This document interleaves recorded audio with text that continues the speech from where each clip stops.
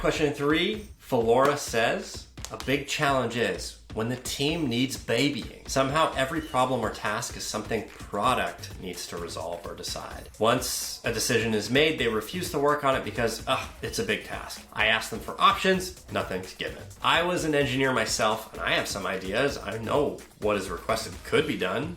Sure, maybe it's not a job for a single day, but still, as a team full of senior engineers, I expect better. I don't want to tell them how to do their jobs, and I'm a bit clueless on how to resolve this situation.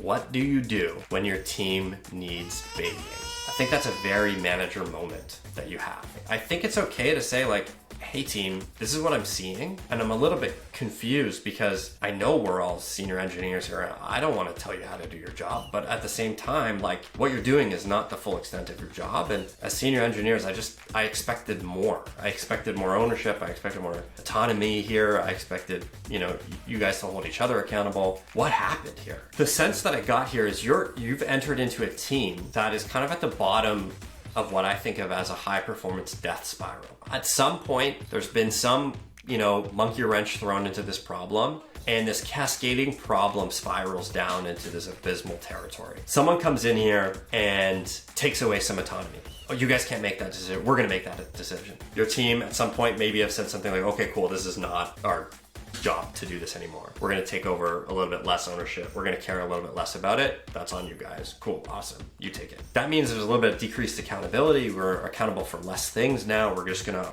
overly focus on these other things and make sure we do a good job. Because of that, they feel like they have less autonomy going forward.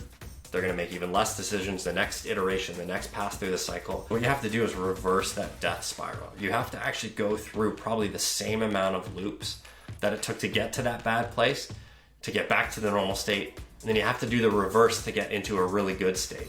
But if you do that, if you're kind of consistently going through that as fast as you possibly can, you can take this team to the highest performing team